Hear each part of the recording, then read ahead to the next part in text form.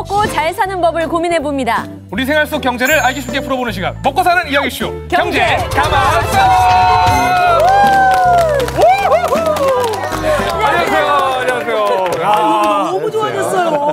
엄청나게 바뀌었습니다. 우리가 잠깐 안 본 사이에 무슨 일이 일어났던 거죠? 이것이 우리가 경제 가마솥이 아니라 말이야. 바짝바짝하는 그냥 막 빛나는 그 스테인리스. 그런 가마솥이 돼야 될 것 같아. 밥솥. 네.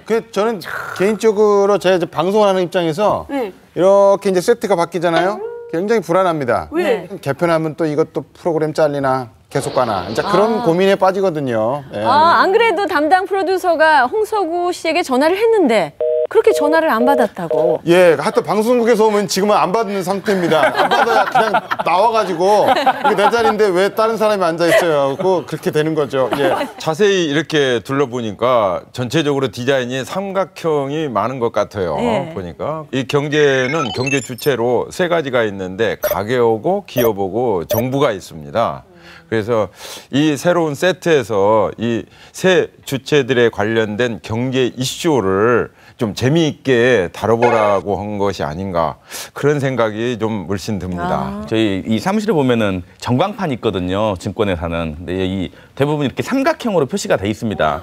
빨간색, 녹색 이렇게 돼 있는데. 맞아요. 전반적으로 이게 삼각형 중에서도 이 검정색도 있고 뭐 하얀색도 있는데 빨간색이 좀 많았으면은 좋지 않았을까 좀 그런 아쉬움도 있습니다. 저도 같은 생각입니다. 이왕 삼각형이면 빨간색도 있고 좀 화살표도 좀 길게 돼 있고 했으면 참 좋았을 텐데. 어쨌든 직업 정신이 참 투철하신 것 같네요. 그러니까요. 나쁜 얘기는 하나도 안 나오는 거 보니까 굉장히 세트를 잘 바꾼 것 같아요. 정말 이 공간이 우리에게 영감을 줄 수 있을 거라 생각하고요. 왠지 더 좋은 아이디어가 많이 샘솟을 것 같은 그런 느낌입니다. 이 좋은 느낌을 가지고 먹고 사는 이야기쇼 경제 가마솥 본격적으로 출발해 볼게요.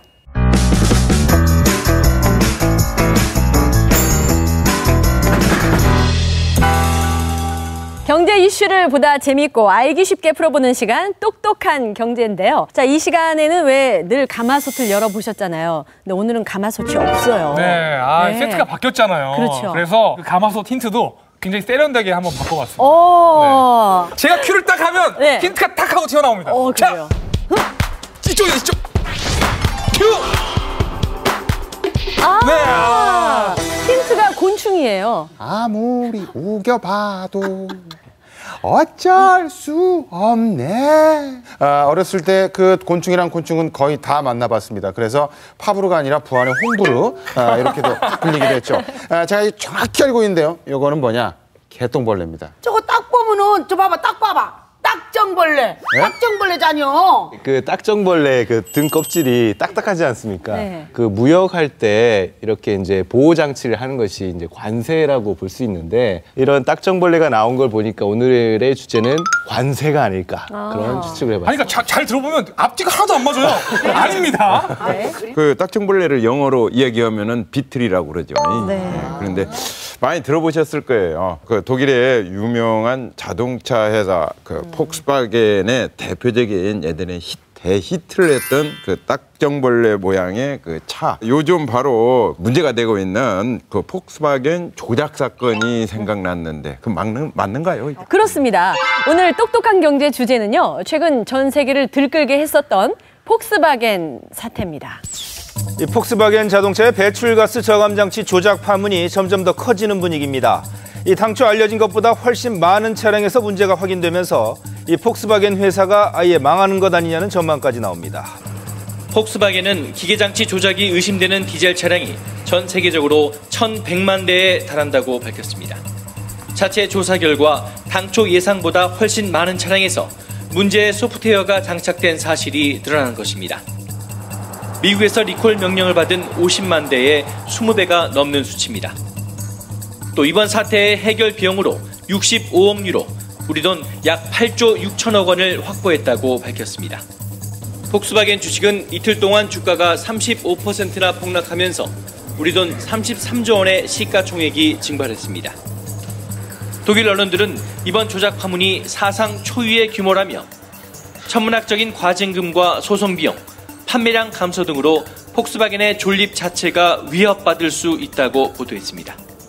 올 상반기 세계 자동차 판매량 1위를 달렸던 폭스바겐. 하지만 지금은 상황이 많이 달라졌죠? 네, 그렇습니다. 그 이른바 디젤 게이트라고 불리는 이번 사태는 폭스바겐이 미국에서 이 디젤 차량의 오염물질 저감 장치를 조작한 사실이 밝혀지면서 시작이 됐는데, 디젤 차량의 이 배기가스에서 배출되는 유해 물질을 획기적으로 줄였다고 이 폭스바겐 차량들이 광고를 많이 했었거든요. 클린 디젤을 표방을 했었는데 실제로는 주행을 하면서 미국 기준의 최대 한 40배 정도의 유해 물질을 배출을 했었다고 합니다. 근데 이제 더 심각한 거는 이런 문제를 표면적으로 드러내지 않았다라는 게 밝혀지면서 큰 문제가 되기 시작한 거죠. 원래 그 친환경하고 고연비 이건 동시에 추구하기가 상당히 어려워요. 근데 폭스바겐에서 자신들의 그 디젤 그 자동차가 대기 오염은 적고 연비는 일반 휘발유보다도 뭐 월등히 높다고 평가를 해갖고 출시를 했어요. 소비자들은 그걸 믿고 그 차를 구입했던 것이죠. 그런데 그게 아니었다는 거죠. 유해 물질이 뭐 이게 그 배출됐다는 게 그대로 배출됐다는 게 사실로 밝혀지면서 폭스바겐 주가는 160유로대에서 뭐 90유로대로 거의 한 45% 폭락했습니다. 앞으로 뭐 이 각종 과징금이랄지 뭐 소비자 보상금액까지 합치면은 거의 뭐 천문학적 액수일 텐데요. 지금 12개 브랜드를 가지고 있거든요, 폭스바겐이. 근데 이것까지 다 물어내야 된다. 그러면은 폭스바겐이라는 회사가 좀 없어져 버릴 수도 있을 거다. 그렇게 예견하는 전문가들도 있습니다. 최근에 그 굉장히 화제가 되어서 저도 그냥 폭스바겐 많이 들었거든요. 그런데 뭘 조작했다고 했잖아요. 근데 뭘 조작했는지 실제 전 잘 모르겠더라고요. 그게 그걸 자세히 좀 얘기 좀 해보시오. 이게 이제 정기 검사라고 해서 네. 이제 검사를 받거든요. 네. 자동차들은. 그렇죠. 근데 검사를 받을 때는 이제 그걸 켜놓고 배기가스 거기다 이렇게 나오는 데다 네. 꽂거든요. 그러면 네. 이때는 야 검사한다, 조심해라. 딱 하고 요거 빼주면 야 갔냐? 야 이렇게 된 거죠. 저는 약간 좀 궁금한 게 일반적으로 자동차 회사들이 연비를 과장하잖아요. 배기가스를 조작한다는 건 굉장히 생소하지 않습니까? 그게 아마 이제 그 디젤 엔진의 특성 때문에 그렇게 된다고 볼 수 있거든요. 디젤 엔진은 기본적으로 이제 고출력, 고연비를 자랑하고 있는데 가솔린 엔진에 비해서 아무래도 연비는 높거든요. 단점이 유해 물질을 이제 발생시키는 겁니다. 이 디젤 엔진에서 나온 이제 유해 물질이 이제 미세먼지하고 질소 산화물이 있는데 이거를 저감 장치를 통해서 이렇게 걸러내지 못하면 폐나 뭐 안과 질환이라든지 각종 신체에 나쁜 영향을 미치게 되죠. 제가 이번 사태와 관련해가지고 그 뉴욕타임즈 기사 중에 하나를 준비를 해봤는데 타이틀을 보시면은 조금 무서운 타이틀이에요. How many deaths did Volkswagen's deception cause in the United States? 그래가지고 지금 폭스바겐의 이 조작 사건이 미국에서만 봤을 때 요걸 이제 사망 지수로 따지면은 얼마나 많이 추가로 사람을 죽였을까라는 제목을 조금 자극적으로 해서 기사를 만들었는데, 조작이 처음으로 시작됐을 것이라고 추정돼 2008년부터 46,000톤의 질소산화물이 추가로 배출이 됐을 것이다라고 분석을 했고요. 이 추가된 질소산화물의 양은 만약에 이 사람의 건강지수나 사망지수를 따져본다면 무려 106명의 사망이 추가로 발생했을 것이다라고 분석을 했습니다. 근데 그 폭스바겐 조작 차량이 미국에서 50만 대 그리고 유럽에서 800만 대 정도가 팔렸다고 하는데 월등히 높잖아요. 유럽에서 왜 그걸 인지 못했죠? 그것이 어떻게 보면은 이번 사건의 그 시작된 이유일 수도 있어요. 네. 제가 설명을 조금 해드릴게요. 미국 같은 경우는 디젤 차량에 대한 규제가 상당히 다른 나라에 비해서 강하게 실시를 하고 있어요. 디젤 차량의 질소산화물 그 배출량이 있어요. 배기가스에. 거기에 1km당 주행할 때 한 40mg을 넘게 배출시키면 안 돼요. 그런데 유럽의 기준은 180mg까지로 되어 있어요. 그러니까 훨씬 유럽이 느슨한 거죠. 이게 유럽에서는 그냥 마음대로 다 운전하고 뭐 이렇게 오고 다녀서 별 문제가 아닌 것처럼 이렇게 느껴졌는데 이보다 그냥 규제 기준이 한 4.5배나 강한 미국에 가다가 판매를 하게 되니까 미국 환경 규제에 의해서 도저히 이 폭스바겐이 맞출 수가 없는 거예요. 맞출 수가 없으니까 조작을 하게 된 그런 배경이 됐다고 볼 수 있죠. 한 가지 덧붙이자면은 이 폭스바겐의 이 차량들이 디젤 차량들이 유럽에 현재 기준만큼은 충족이 됐을 것이다라고 알고 있었는데 실제로 봤더니 그것도 충족을 못했던 거예요. 그래서 최근에 유럽에서도 지금 현재 폭스바겐은 판매 금지 혹은 강제 리콜을 하고 있는 상황이고요. 클린 디젤이라는 것은 실제로 존재하지 않았다는 거라고 볼 수 있습니다. 네, 정말 믿는 도끼에 발등 찍혔어요. 그러니까요.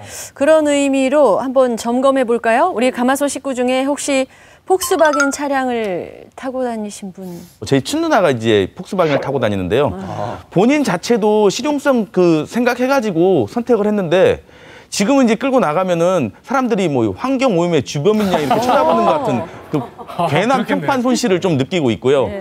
또 이제 가장 중요한 게 중고차 가격이 굉장히 하락해서 본인한테도 경제적 타격이 좀 있었다. 그런 얘기를 좀 하더라고요. 이 폭스바겐 이 사건이요. 단순히 폭스바겐 한 회사만의 문제가 아닐 수도 있어요. 지금 그 한 자동차 전문 그 리서치 회사가 있어요. 2년 내에 앞으로 신차를 구입할 계획이 있는 1,200명을 대상으로 한번 조사를 해봤어요. 그랬더니 전체의 50% 정도는 유럽차 자체는 문제가 있을 것이다.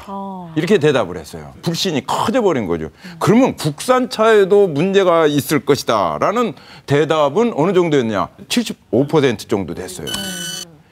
이렇게 된다면 이번 일로 인해 가지고 자동차 시장 전체에 대해서 소비자의 불만이 지금 상당히 폭발했다는 그런 것을 알 수 있어요. 자동차 산업에 대한 인식이 바꿔질 정도로 아주 엄청난 영향력을 주고 있는데 앞으로 어떤 식으로 해결될까 이것도 참 궁금하네요. 그 미국 환경청에서는 이 폭스바겐사의 대기오염 방지법을 위반했다 그래서 그에 대한 과징금으로 지금 한 최대 21조 원까지 과징을 21조 원이요? 부과할 수 있다라고 발표를 이미 했습니다.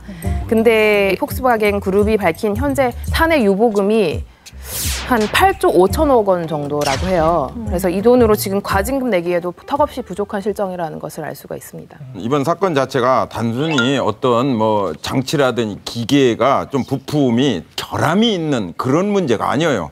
이게 속였다는 거예요. 그래서 단지 이 고의성이 좀 짙은 이런 고약한 이 사건이기 때문에요. 과징금을 최대로 부과할 수 있어요. 그래서 미국이나 영국, 호주 같은 데에서는 징벌적 손해배상 제도라는 게 있어요. 그 기업이 반사회적인 그런 행위를 했을 경우에 그 손해배상을 해주는 것인데 징벌적 의미로 손해 난 것보다도 한 3배에서 한 10배 정도의 배상 및 이 과징금을 부과할 수 있어요. 강한 처벌을 함으로써 다시는 유사한 범죄가 발생하지 않도록 하는 억제하는 효과가 있어요. 그래서 이번에 아마 징벌적 손해배상이 적용이 되게 된다면은 상당히 폭스바겐이라든지 이런 데에서는 부담스러울 겁니다. 우리나라도 아마 그렇게 많이 징벌적 그것을 벌금을 물릴까 싶어요. 네, 우리나라 경우는 이제 징벌적 손해배상이라는 것은 없고요. 없어요? 네, 우리나라에는 이제 대기환경보전법이라는 데에 보면 이 매출액의 3% 정도를 과징금으로 부과할 수 있다라고 규정을 하고 있거든요. 예를 들자면은 3천만 원짜리 차를 차다라고 한다면 여기에 대한 과징금은 3%인 한 90만 원 정도밖에 되지 않는 거죠. 그리고 이게 차량이 좀 아무리 많다고 해도 총 과징금 액수가 10억 원을 초과를 할 수가 없어요. 최대 지금 우리 폭스바겐한테 이제 부과할 수 있는 이 과징금 액수가 뭐 차종별로 한 10억 원 정도라고 생각을 하시면 되겠습니다. 야, 미국은 21조인데 우리나라는 최대 10억. 네. 그러니까 우리나라가 솜방망이 처벌 뭐 이런 얘기가 나오는 것 같아요. 그렇죠. 너무 차이가 많이 나는 거예요. 아니, 정부 과징금은 그렇다 치더라도 사실 그 조작 차량을 구입한 사람이 우리나라에 12만 명이거든요. 개별적 그 손해보상은 어떻게 안 되나요? 해줘야죠, 그거는. 근데 우리나라 손해배상 제도는 원칙적으로 전보배상이라는 것이거든요. 이 전보배상이 뭐냐면 이 자기가 받은 실제 피해에 대해서 원래대로 돌려놓는다. 이것이 이제 민사 손해배상의 대원칙이거든요. 그렇다면 이제 이 사건에서 차량 가액을 넘어가지 않을 가능성이 크고요. 손해배상 액수가요. 그리고 지금 모 법무부면에서 하고 있는 소송 형태를 보면 본인의 차량 대금을 반환해달라. 내가 속아서 계약을 했기 때문에 원래 대금 돌려주고 내 거 돌려주겠다 이렇게 되고 있거든요. 하지만은 이 우리 소비자분들도 아셔야 될 게 그렇게 소송했을 경우에 본인이 사용한 이득만큼을 또 공제를 당할 개연성이 매우 높습니다. 그리고 위자료 액수라는 것도 국내 판례 경향을 보면은 뭐 한 50에서 한 100만 원 정도 사이 왔다 갔다 하고 있는 그런 추세입니다. 이 사건이 뭐 비교적 좀 중하기 때문에 더 액수는 올라갈 수 있지만 미국에 비할 정도로 이렇게 고액이 되지는 않을 것으로 이렇게 예측이 되는 것이죠. 네. 그러니까 실제로 우리나라 이 과거 사례를 보면은 뭐 피해자들이 뭐 보상을 받을 거라는 아마 믿음이 생기지 않을 겁니다. 뭐 현대 기아차의 뭐 소위 수타페라고 그러죠. 뭐 산타페 차량에서 뭐 차량 뒷좌석하고 뭐 이 트렁크 쪽에 물이 새는 그런 일이 한번 벌어진 일이 있었는데 네. 그때 그 제조사 입장에서 얘기할 때는 뭐 문제 없다. 특수한 차량, 일부 차량에서만 발생되는 상황이다. 그렇게 얘기를 했다가 결국에는 한 반년 정도 지난 그 상황에서 인정하고 공식 사과까지 했는데 차량 안전에는 문제가 없다고 그래서 그냥 무상 수리만 제공하고 끝난 경우도 있었고요. 뭐 GM대우 같은 경우에 뭐 라세티, 뭐 캡티맘 그런 차종에서 시동하고 이 변속 기어 이 차량에서 안전 결함이 발생했는데 일단은 알리지 않고 슬쩍 넘어가려고 하다가 적발된 사례도 있습니다. 제일 황당했던 게 아마 르노 삼성의 SM5 리콜이 아닌가 싶네요. 이 SM5 차량의 리콜, 그러니까 결국에는 리콜을 결정을 했는데 뭐 그 부분을 고쳐준다거나 이게 아니라 그래요? 뭐 때문에 그래요? 아 그러면 떼어버려. 예. 이런 어떻게 혁신적인 생각을 할 수 있는 건지. 아니 그럼 그러고 보면 진짜 제대로 된 게 하나도 없어요. 뉴스에서 보니까 한국의 피해 차주들이 미국이 그 LA 법원인가 뭐 거기다가 소송을 낸대요. 그러니까 우리나라 것이 제대로 된 것이 없은 게 미국까지 가서 소송할 수 있는 거죠. 네, 그 미국의 경우는 1975년부터 시행한 일명 레몬법이라고 하는 소비자 보호법이 있습니다. 단맛이 강한 오렌지라고 생각을 했는데 실제로 먹어봤더니 신맛이 강한 레몬이었다라는 이야기에서 유래된 그런 명칭입니다. 이 법에 따르면 중대 하자의 경우는 2회 이상 발생했을 경우, 그다음에 일반 하자라고 볼 수 있을 경우에는 4번 이상 수리를 맡겼는데 다시 고장이 났을 경우, 또한 그 수리 기간이 30일을 넘을 경우에 해당이 되면은 원래 차량 가격하고 그다음에 부가적인 세금, 그다음에 수리 비용, 지금까지 발생한 수리 비용 등을 다 포함한 수준으로 교환 또는 환불 받을 수 있게끔 법적으로 강제를 하고 있습니다. 저는 레몬법 그래가지고 뭐 레몬이 너무 쉬면 안 되나? 막 약간 이런 거 생각했거든요.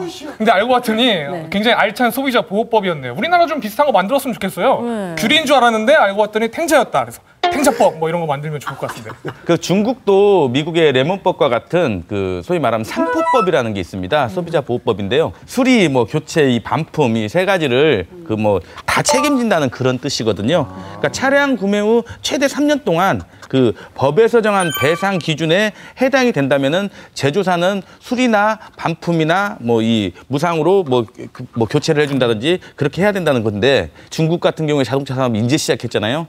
그런 나라도 이런 식으로 소비자를 보호하는데 우리나라는 지금 만드는 것은 사실은 자동차 만드는 선진국이거든요. 근데 이 소비자를 보호하는 것은 거의 후진국 수준에 지금 머물고 있는 실정입니다. 우리나라 같은 경우는 이제 자동차에 이제 소비자하고 기업 간에 분쟁이 생겼을 경우에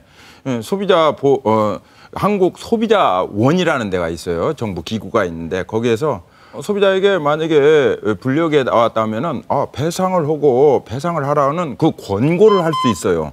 근데 이 권고 수준이지 이게 강제력이 전혀 없어요. 그래서 기업에서 들어줘도 그만, 안 들어줘도 그만.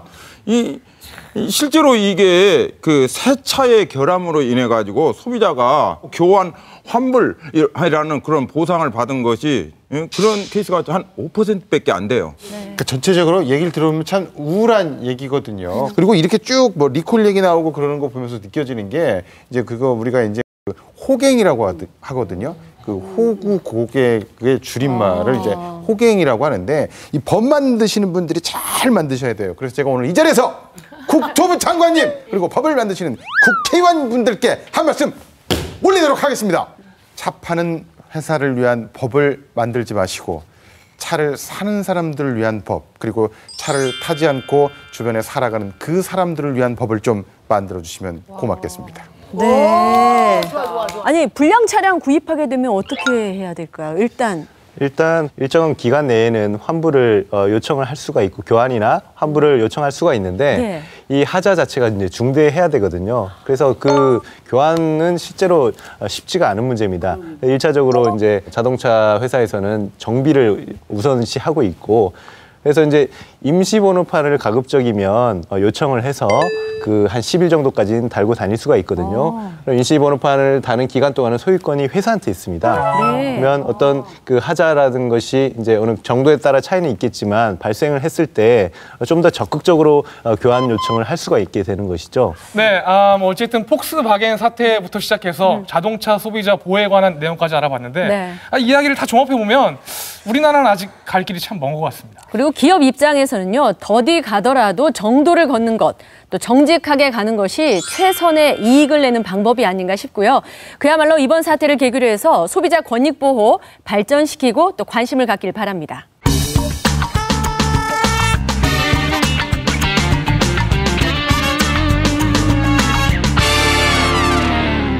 김기열이 전하는 살아있는 전북 경제 소식, 생생 전북 경제입니다. 전문 농업인을 배출하는 한국농수산대학의 입학 경쟁률이 역대 최고치인 5대1을 기록했습니다. 농업대학의 지원자가 몰린 이유는 심각한 취업난에 빠진 청년층이 농수산업을 새로운 기회 창출의 블루오션으로 보기 때문인데요. 한국농수산대학은 1997년 개교 이래 졸업생 중 85%가 넘는 3천여 명이 영농 분야에 성공적으로 정착했습니다. 올해 전체 지원자의 67%가 10대이고 20대도 작년보다 50% 가까이 증가하는 등 연령층도 한층 젊어졌는데요. 전국의 청년들이 전북의 혁신 도시로 몰려들고 있다고 합니다. 기분 좋은 소식이네요. 올해 들어 폐업한 전북 지역 음식점이 6천여 곳에 이르는 것으로 나타났습니다. 현재 전북의 상가 점포 수는 13만여 개로 음식점이 가장 많았던 작년 6월에 15만여 개에 비하면 무려 15% 정도 줄어든 셈인데요. 계속되는 경기 침체에 올 여름 메르스 사태까지 덮치면서 많은 영세 자영업자들이 큰 타격을 입은 것이 원인으로 분석됐습니다. 저도 이 사업 실패의 쓴맛을 경험한 적이 있어서 참 안타까운데요. 경제 가마솥이 알찬 정보로 여러분을 응원하겠습니다. 사장님들 힘내세요. 전주시에서 시내버스 회사에 지급했던 적자 보조금에 대해 전라북도 감사가 진행 중입니다. 전주시는 2012년 시내버스 파업 및 직장 폐쇄로 버스 회사가 입은 손실에 대해 24억 원의 보조금을 지급한 바 있는데요. 이후 대법원이 당시 버스 회사의 직장 폐쇄가 위법한 것으로 판결을 내림에 따라 300여 명의 전주 시민이 주민 감사 청구 인단을 구성해 보조금에 대한 감사와 함께 전액 환수를 요구하고 있습니다. 전주 시내 버스 보조금 어떤 문제가 있었고 앞으로 전주의 버스 문제는 어떻게 해결해 나가야 할지 생생 전북경제에서 낱낱이 알려드리도록 하겠습니다. 아니 어디서 저기 개인 과외 받고 왔어요? 전달력도 좋고요. 일단 또 힘이 들어가니까 무슨 말인지 확 와닿네요. 그죠? 네, 이 버스 문제가 굉장히 심각한 문제이기도 하고 그리고 오늘 또 세트도 바뀌었고 그런데 말입니다. 이런 것도 해보고 싶고 제가 막 다 파헤치고 해결하고 싶어요 오늘. 아이고 그려 우리 저 전주 버스 문제 말이야 기열 씨가 이번에 해결 딱 해보라. 우리가 그냥 얘기하면서 한번 풀어보죠. 그럼 그때 그 당시 전주시가 버스 회사에 보조금을 지급하게 된 그 과정을 다시 한번 좀 자세히 살펴보죠. 그 파업과 직장 폐쇄에 대해서 그 과정을 조금 이해할 필요가 있는데요. 2012년 3월에 전주 시내버스 노조에서 파업이 있었습니다. 근데 그 이유가 임금은 전국의 최저 수준이고 노동시간은 최대로 많고 이 문제에 대해서 자 같이 단체 협상을 해보자 해가지고 파업이었는데 버스 회사에서 파업에 대응하는 80여일간의 직장 폐쇄를 감행하게 됩니다. 워낙 그 기간이 길었기 때문에 아마 시민들이나 도민들이 모두 다 아실 거예요. 기억하실 거예요. 저도 이때가 생각이 나는데요. 그때가 아마 전주국제영화제가 아마 끼어 있었던 그때가 아닌 거라고 그러니까 생각이 돼요. 근데 그 버스 운전하시는 분들, 종사자분들께서는 길에서 이제 차로에서 이제 그 시위를 하던 그 모습이 정말 생각이 나는데요. 참 이게 왜 그럴까? 왜 이분들이 도로로 나와야지만이 됐나라는 그런 생각이 들더라고요. 직장 폐쇄되어져 있는 기간 동안에 버스가 결행을 했죠. 그 결행으로 인해 가지고 발생한 적자가 약 30억 원 정도 됩니다. 그래서 그 다음해인 2013년도에 전주시가 재정지원 심의위원회를 열게 됩니다. 그래서 그 적자에 대해서, 즉 30억 원에 대해서 80%인 24억 원을 지급하게 된 것이죠. 보조금 지급은 이제 여객자동차운수사업법 제50조에 근거해서 이제 지급을 해야 되거든요. 이 모법에 보면 이 직장 폐쇄에 대해서 이걸 뭐 보전해주기 위해서 뭐 보조금을 지급한다 이런 근거는 없습니다. 만약 이런 그 직장 폐쇄 위법한 직장 폐쇄 또는 뭐 직장 폐쇄에 이제 지원한 것이 밝혀진다면 시가 이제 보조금을 지급할 의무 자체가 없다는 것이죠. 네, 이 버스 보조금이 논란이 되는 경우가 참 많은 것 같아요. 서울 같은 경우에도 시에서 버스 회사에 지급하는 보조금이 상당하거든요. 그래서 종종 문제가 되는데 전주의 경우는 어떤가요? 현재 그 전주시가 매년 버스 회사에 적자 보존 명목으로 이 지급하는 보조금이 약 한 200억 원 정도 됩니다. 예, 버스 회사의 연간 손실액이 한 85% 정도 되니까 상당히 큰 금액이죠. 그 액수조차도 계속 지금 증가하는 그런 추세에 있는데요. 전주 시내버스가 한 총 400여 대 된다고 그래요. 그래서 이 400여 대 정도 되니까 200억이면은 대당 한 5천만 원 정도의 지금 지원금이 지급되는 걸로 돼 있는데, 현재 이 대한민국에서 대중교통 만족도 1위인 서울시 같은 경우에 버스가 한 2,700만 원 정도 지원을 한다고 그러니 전주시 같은 경우에 한 2배 가까이 지원한다고 그렇게 보면 될 것 같습니다. 근데 버스는 이 개인 사업자가 운행하는 거지 않습니까? 근데 왜 이렇게 시에서 많이 지원을 해주는지를 모르겠어요. 2000년까지는요, 그 전국적으로 그 버스를 운영하는 그 민간 회사가 운영하는 그런 체제였어요.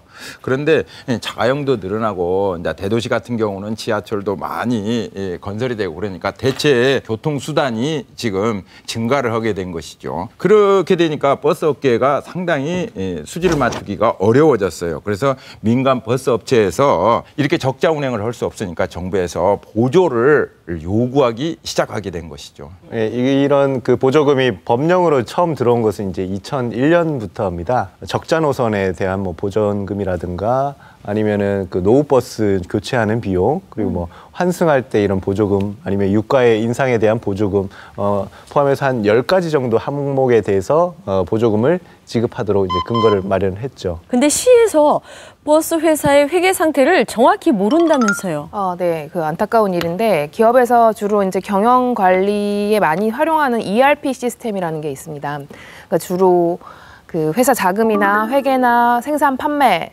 등과 같은 이러한 분야를 효율적으로 관리할 수 있도록 하는 전산 시스템인데요. 이 시스템이 있으면은 시에서도 이 버스 회사의 경영 성과나 혹은 재무 상태 등을 실시간으로 확인을 할 수가 있습니다.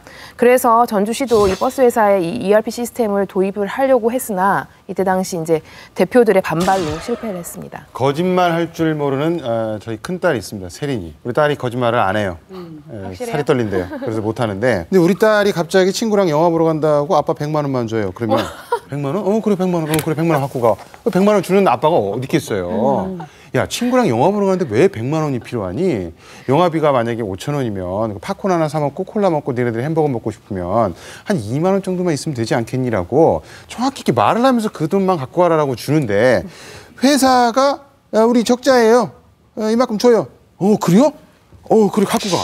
이게 말이 되냐 이거죠. 맞습니다. 현재 그 전주시는 그 버스에 대해서 항목별로 표준 운송 원가 계산을 합니다. 쉽게 얘기하면은요, 버스 회사를 운영하는데 여러 가지 들어가는 비용 자체 항목들이 있어요. 그거에 대한 원가를 전부 계산합니다. 손실금을 지금 원가 계산에 의해 가지고 지금 계산하고 있는데, 그거 원가 보전 안 되는 거에 대해서는 그 보조금을 결정해가지고 지원하는 것이죠. 그런데 이 방식은 또 이제 빈틈도 있는 것 같아요. 예를 들어서 이제 표준 운송 원가에서 표준이 되는 인건비 총액은 일단은 높게 책정을 해놓고, 실제로는 책정된 인원수보다는 더 적은 인원수를 사용을 해서 인건비를 낮춘다거나, 혹은 뭐 정규직 대신에 임금이 상대적으로 더 낮은 계약직 노동자들을 이용을 해서 이 차액을 발생을 시킬 수도 있다라는 거죠. 근데 전국 곳곳에서 이런 의혹들이 제기가 됐고 있고요. 그다음에 실제로 이 발각된 사례도 종종 있다고 합니다.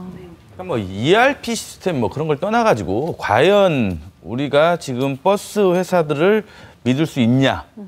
사실 신뢰도 면에서는 약간 좀 의문이 드는 건 사실입니다.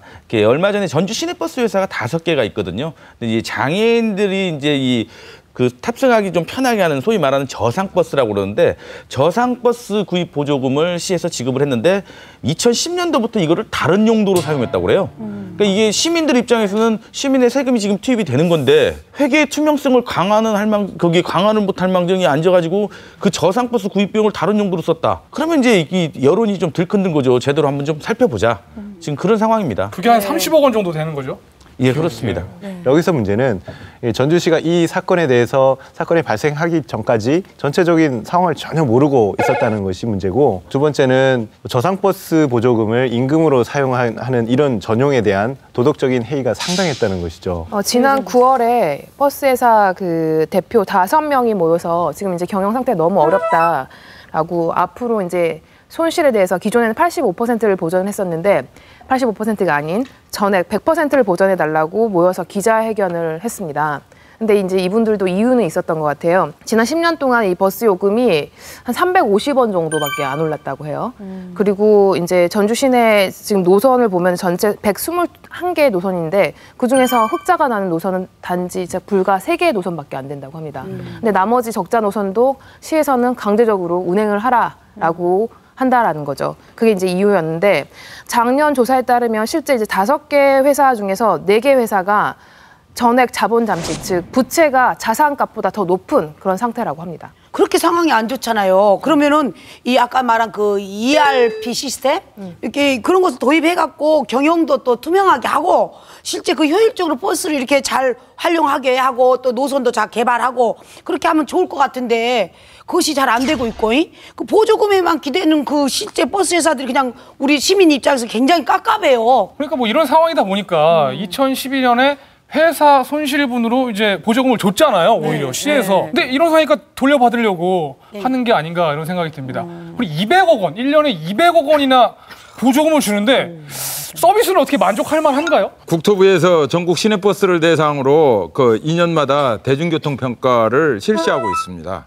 그런데 안타깝게도 전주시의 경우 연속으로 전국 최하위권을 기록하고 있어요. 그러니까 이 조사에서 뭐 이용객들이 불편한 점이 무언가 이렇게 좀 살펴봤더니 불규칙하거나 너무 긴 배차 간격, 뭐 만원 버스 아니면은 뭐 정류장 무단 통과, 뭐 아니면은 뭐 이게 불친절 그런 것들을 좀 이유로 많이 꼽았더라고요. 이런 부분들은 많이 좀 개선이 돼야 되지 않을까 좀 그렇게 생각합니다. 맞아요. 실제 그 대중교통 버스를 이용한 사람들은 대학생들이 거의 많아요. 실제 일반 사람도 있지만은 저 딸이 대학생이잖아요. 근데 버스를 잘 안 타려고 그래요. 왜 그러냐 그랬더니 거리는 여기서 여긴데 버스가 이렇게 다 돌아서 동문으로 뺑뺑 동물원으로 돌아서 오니까 시간이 더 늦는 거예요. 언제 올지도 모르고 제가 검색을 다 해봐요. 버스 노선 검색. 한참 있다 오고요. 여기서 걸어간 게 더 가깝겠어요. 그러니까 여러 문제가 있습니다만 그래도 근본적으로 거론되고 있는 것이 바로 노선 문제인데요. 전주시 노선, 다른 시와 비교해봤을 때 어떤가요? 전주시는 전체 노선 수가 지금 아까 잠깐 말씀드렸는데 121개입니다.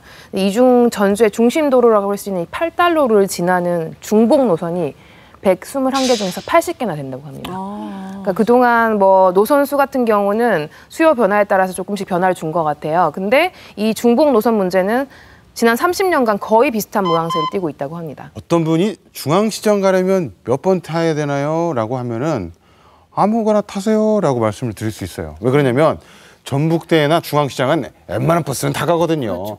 하지만 관광객이 이렇게 많이 오는데 터미널에서 이 한옥마을 가는 버스 노선은 단 2개밖에 없답니다. 이게 말이 됩니까 이게? 이 뭐 한편으로는 우리가 지금 버스 문제를 보조금으로 지금 시작을 했지만은 이게 단순히 세금 문제에 국한된 것은 아니에요. 더 좀 확장을 해보면은 대중교통 체계가 도시 경제를 창출하는 주요 요인 중에 하나라는 연구 결과도 있습니다. 2013년도에 그 미국의 그 UC 버클리 대학 그 연구 결과에 따르면은 대중교통이 뭐 이 도시 경제에 작게는 17억 원에서 연간 뭐 많게는 약 2조 원에 뭐 이른다고 그러더라고요. 이제 전주하고 도시 규모가 다르니까 수치는 약간 달라질 수는 있겠지만은 도시 경제에 있어가지고 이 대중교통이 얼마나 중요한지, 이런 인프라의 이 형태가 얼마나 중요한지를 우리는 좀 많이 생각해보는 조사 결과라고 할 수 있습니다. 대중교통이 발달해갖고 사람이 어느 한 일정 공간 안에서 경제활동이 좀 집중이 되는 경우가 있어요. 네. 전주시로 오면 도심지 같은 경우가 될 거예요. 그렇게 되면은 거기에서 경제적 부가가치가 발생할 가능성이 매우 커요. 그리고 사람도 노동력도 그쪽으로 집중하게 돼요. 그래서 이것을 집적 경제라고 보통 얘기하거든요. 그래서 그 집적 경제가 형성된 지역에는 사람도 모이죠. 그다음에 거기에서 다양한 경제 활동이 일어나게 돼 가지고 도시가 조금씩 발달하게 되고 그러는 거죠. 네, 이렇게 이제 전주의 관광객도 계속 늘어나고 있고 도심도 팽창되고 있고 정말 이 시점에 대중교통의 어떤 변화가 필요한데 좋은 방법이 없을까요? 그 대전의 경우에도 우리랑 상황이 비슷했는데 네. 2008년도 노선이 이제 개선이 되면서 상당 부분 이런 문제들이 해결이 됐다고 합니다. 개선 이전에는 대전역을 중심으로 해가지고 거의 노선 절반 이상이 집중이 돼 있었다고 그래요. 근데 주요 거점 위주로 해서 간선 노선을 두고 그다음에 그 거점 지역에서 나머지 지역으로 연결하는 지선 노선을 양분화해서 이렇게 개선을 했더니 버스 수요객들이 한 7만 명 이상 증가를 했고 만족도도 한 59%에서 한 83%로 상승됐다고 합니다. 그동안 전주시도 버스 노선을 좀 바꾸겠다, 분위기를 좀 전환하겠다 이런 여러 얘기들을 내놨습니다만 글쎄요, 우리는 그다지 체감을 못하겠어요. 전주시 자체가 그동안 뭐 손 놓고 있었느냐 그건 아니에요. 여러 가지 노력을 많이 했어요. 전주시도. 그래서 노선을 뭐 개편한다더니 아까 집중되어 있는 것을 좀 분산시킨다더니 또는 환승 체계를 좀 만들어 보겠다. 그런 계획을 발표를 하게 되면은 인근 시군에서 조금 또 이 반발을 해요. 또 시민들도 환승을 하게 되면은 불편하다. 이런 이야기들이 막 나오게 되니까 철회된 적이 여러 번 있었어요. 올해 이제 전주시하고 완주군하고 시내버스 TF 팀을 결성을 했는데 대중교통 정책이라는 것이 모두를 이렇게 만족시킬 수는 없지만 가장 효율적인 방식으로 이렇게 좀 개선되는 그런 정책이 마련되었으면 좋겠습니다. 이런 것들이 잘 지켜지는지는 우리 시민 여러분들의 지속적인 관심이 필요한 것 같습니다. 네, 한 가지 잊지 말아야 할 것은 정말 시내버스야말로 우리 시민의 발이 된다는 거, 우리 경제의 뒷받침이 되는 그것이라는 거 잊지 마시기 바랍니다.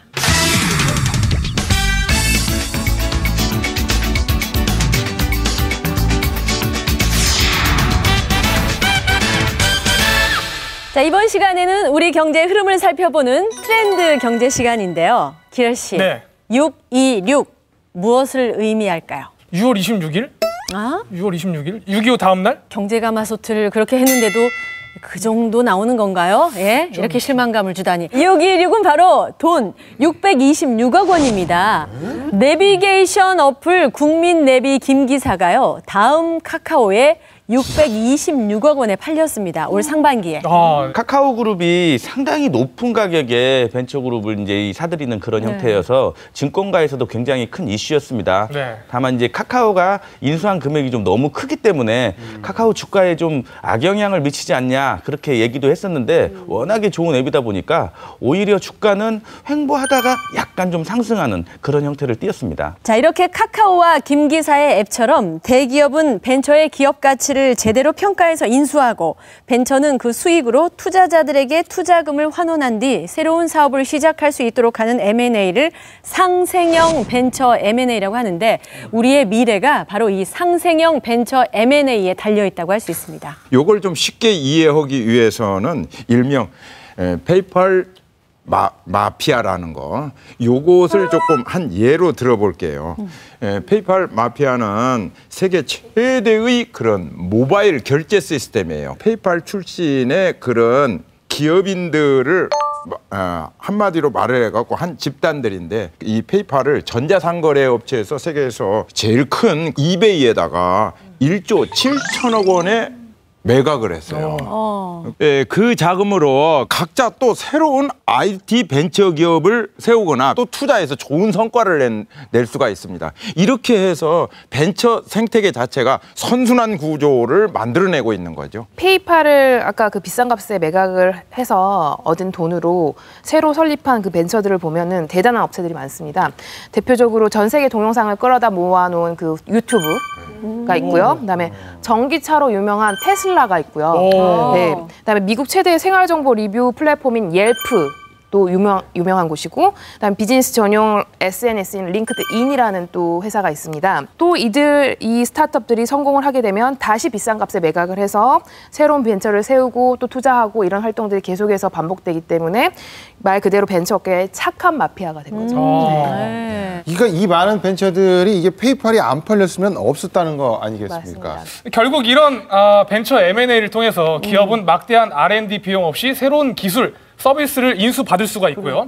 그리고 벤처는 큰돈 들이지 않고 들어온 돈을 통해서 새로운 사업을 개발할 수 있어서 좋고, 그리고 투자자는 내가 투자한 돈보다 훨씬 더 많은 돈을 회수할 수 있어서 좋고, 이거 잘 만들면 일석삼조거든요. 네. 예, 그렇습니다. 거기에 덧붙인다면은 지금 청년 일자리 문제 심각한데요. 이런 문제를 해결할 수 있는 좋은 방안이 될 수도 있을 것 같습니다. 대기업이 지금 현재 일자리를 창출하는데 한계점에 도달했다는 그 시각이 지배적이거든요. 외환위기 이후에 우리나라 지금 일자리가 한 100만 개 이상 감소했다고 그래요. 이런 기업들 자체가 좀 많이 생긴다고 그러면은 일자리를 이제 늘리는데 매우 효과적이겠죠. 벤처 생태계가 좀 활성화되고 조금 살아나야 돼요. 지금 우리나라 현실에서요. 중소기업청에서 그 연구원 그 조사 자료가 있어요. 벤처업은 일반 기업보다도 한 그 매출의 그 성장 속도 자체가 한 44% 정도 더 높았어요. 그다음에 일자리 창출하는 것도 7.2배나 훨씬 높아요. 이제는 작은 벤처 기업들이 모여가지고 우리 경제를 조금 성장시키고 양질의 일자리를, 정규직 일자리를 창출하는 그런 시대가 지금 이제 도래를 한 거예요. 미국만 보더라도 마이크로소프트라더니 뭐 우리가 잘 알고 있는 페이스북이라더니 구글, 이게 다 벤처에서부터 시작해서 대기업으로 성장해가지고 미국의 많은 그런 젊은이들을 일자리를 창출하고 그래서 고용률을 높이고 있는 것이죠. 그러니까 미국의 상징 대표 기업들도 한때는 벤처 기업으로 출발을 했었다라는 거. 근데 우리나라도 벤처 기업 열풍이 한때는 꽤 불었었죠? 네, 그렇습니다. 2000년대 초반에 일명 닷컴 열풍이 아주 크게 불었었는데요. 벤처 기업의 수가 1999년에는 우리나라에 4,000개에 불과했었습니다. 근데 2000년에는 이 숫자가 9,000개까지, 즉 1년 사이에 2배 이상이 현저히 증가를 했었죠. 이 당시 분위기를 제가 기억을 해보면은 이때 아마 처음으로 전국적으로 인터넷이 보급되던 그런 시절이었습니다. 그래서 그때는 당연히 이 IT 기술이 아주 주목을 받았고요. 그래서 회사명에 그때 당시에 IT자나 혹은 닷컴자만 들어가면 무조건 투자를 하라 할 정도로 열기가 아주 뜨거웠습니다. 그러니까 저는 그때가 이 증권회사 입사 전인데요. 선배들 얘기를 들어보면 2000년에 뭐 대단했다고 그래요. 소위 뭐 닷컴 뭐 그것만 붙으면은 무조건 뭐 연일 상한가였으니까. 객장에 뭐 사람들 몰리는 것도 문제지만 뭐 전화벨 소리가 너무 많이 울려가지고 거의 소음 수준이었다고 그래요. 좀 자세히 들여다보면은 아이디어만 있었지 실제로는 수익 기반이 없었던 것들이 좀 많았고요. 실체 자체가 없었던 뭐 부실한 기업도 상당히 많았다고 그래요. 주가 지수를 한번 보면은 코스닥 지수가 2000년에 2000포인트였는데 그해 말에 뭐 500포인트 가까이 대로 떨어졌으니까 뭐 거의 폭락 수준이었고, 그때 당시 벤처붐은 말 그대로 뭐 한여름밤의 꿈 정도 그걸로 끝난 상황이었습니다. 네, 그 주식 투자 이렇게 하라 그런 참고 서적에 보면 항상 닷컴 열풍 시절이 나옵니다. 그러면서 절대 그때처럼 묻지마 투자를 하지 말라고 나오거든요. 제가 그거 빨간 줄로 이렇게 밑줄 치면서 잘 읽었습니다. 큰 실패, 이제 거품이 꺼지게 되는 그런 그 현상이 겪고 우리가 경험하고 나면은요, 투자자나 이 자본시장, 이게 자본시장은 이제 주식시장도 포함이 되죠. 그런 시장에서 상당히 보수적으로 바뀌어져요. 예, 우리가 하는 예를 들어서 이제 코스닥이라는 그 시장이 있죠. 그 자본 조달이 그 힘든 이 신생 벤처 기업들이 거기다가 상장을 해가지고 자 투자금을 이제 자본을 좀 조달할 수 있게끔 하는 그런 원래의 기능이 그거예요. 근데 이 닷컴 이 버블이 이게 빠진 후에 코스닥에 상장할 수 있는 기준이 엄청 까다로워졌어요. 예를 들어서 벤처기업의 경우에는 자본금이 15억 원 이상, 15억 원. 그다음에 단기당 순이익이 10억 원 이상. 그다음에 연간 매출액이 50억 원 이상. 이렇게 돼야 되니까 이제 조금 뭐 젊은이들이 뭘 만들어 갖고 코스닥에 상장한다는 것 자체는요. 코스닥 상장하기 전에 이미 뭐 중견기업에 가 있네요. 보니까. 근데 누가 자본금 15억 있으면 회사 합니까? 그냥 건물 사서 편히 먹고 살지. 복잡하게. 안 그래요? 이 맥킨지 컴퍼니라는 보고서에 의하면 우리나라가 이제 기업을 상장하는데 한 12년 정도 걸린다고 해요. 근데 미국은 한 6년 정도 걸린다고 합니다. 쉽게 비유하자면 미국이 초등학교 졸업하는데 6년 걸린다 그러면 우리는 12년이 지나야 졸업한다는 얘기죠. 말씀하신 것처럼 국내 벤처기업이 상장까지 걸리는 시간이 12년이라고 그러는데요. 그럼 그 12년 동안 벤처기업이 12년 동안 얼마나 살아남겠습니까? 창업 후에 3년 생존율이 41%라고 그러고요. 또 이게 좀 더 나가가지고 5년 후에는 25%만 남는다고 그래요. 대부분 벤처들이 창업 초기에는 정부 지원으로 일단은 버텨나가는데 본격적으로 성장하기 시작하는 그 단계에 딱 들어가기 시작하면은 자금 지원이 끊겨가지고 굉장히 좀 많이 어려워졌다는 의견이 굉장히 많습니다. 그러니까 이 상품을 개발하고 이 마케팅하는 그 단계에서 소요되는 자금이 통상 한 1억 원에서 3억 원 정도 뭐 그렇게 큰 돈은 아니겠지만은 이게 자금이 필요한데 딱 그 시기에 이 투자금, 이 지원이 끊겨버리니까 폐업하는 경우가 상당히 많다고 그래요.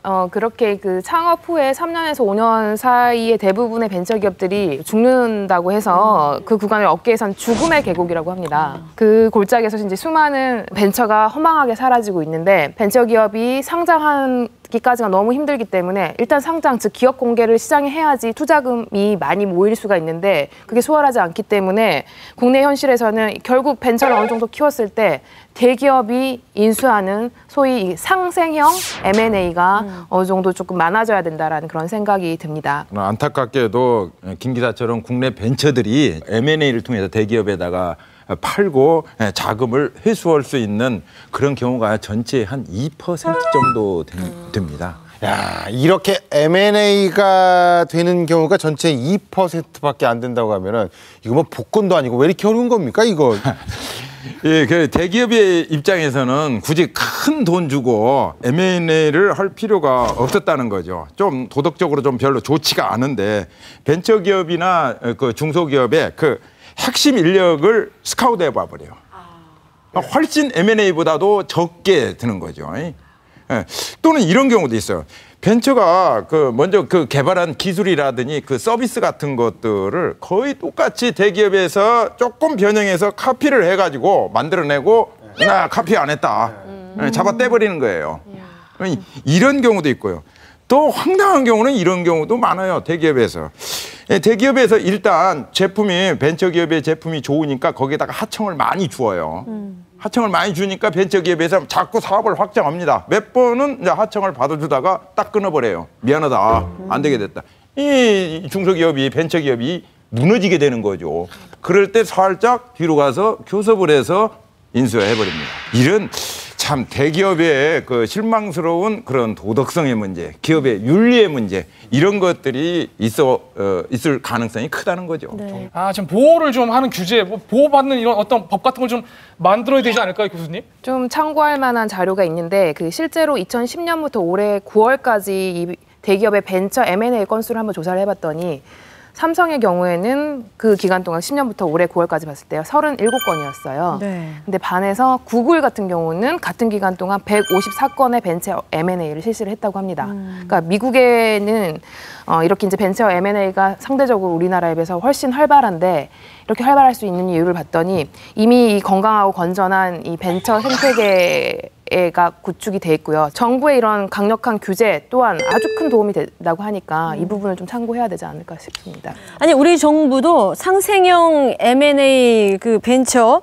필요성을 느끼면서 지금 뭐 활성화 대안을 마련하고 있지 않습니까? 네, 우리 정부도 지난 7월에 벤처 창업 붐 확산 방안을 발표를 했는데요.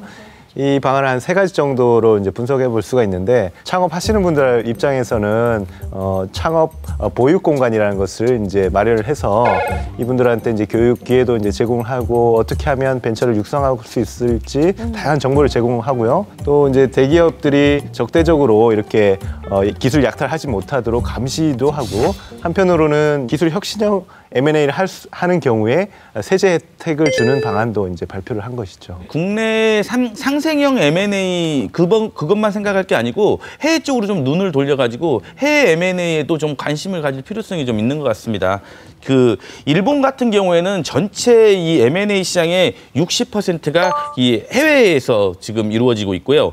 미국에 의해서 지금 벤처의 신흥 강자로 떠오르고 있는 나라가 이스라엘이거든요. 이스라엘 같은 경우에는 투자 자금의 한 80%를 해외에서 조달한다고 그래요. 네. 그래서 이 해외 시장 자체는 보면은 그 벤처 캐피탈사가 조금 더 보면은 투자에 좀 적극적인 형태를 지금 띠고 있고, 기업 가치 평가도 좀 제대로 받을 수 있는 좋은 기회니까 우리가 관심을 좀 해외 M&A 쪽에서도 좀 가질 필요가 있다, 그렇게 생각하고 있습니다. 네, 이제는 대기업이 아니라 벤처기업이 국가 경제를 살리고 일자리 만드는 시대가 왔습니다. 이제 환경 조성 정말 필요할 듯하고요. 착한 마피아들이 많이 성장할 수 있도록 도움과 관심 필요할 것 같습니다.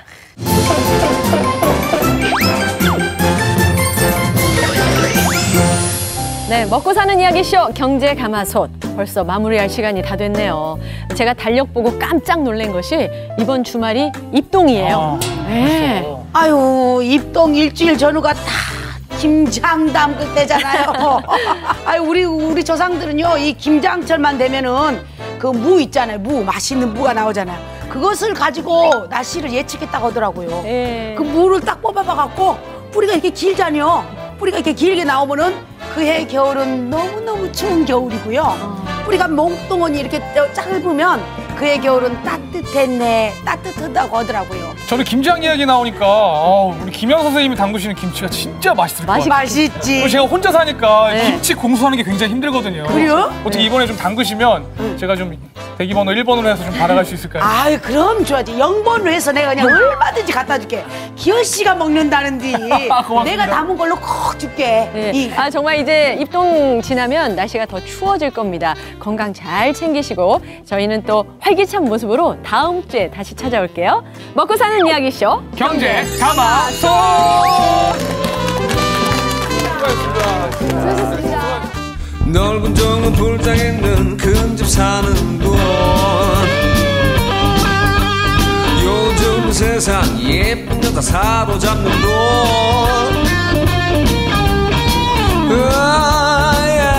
돈이 필요해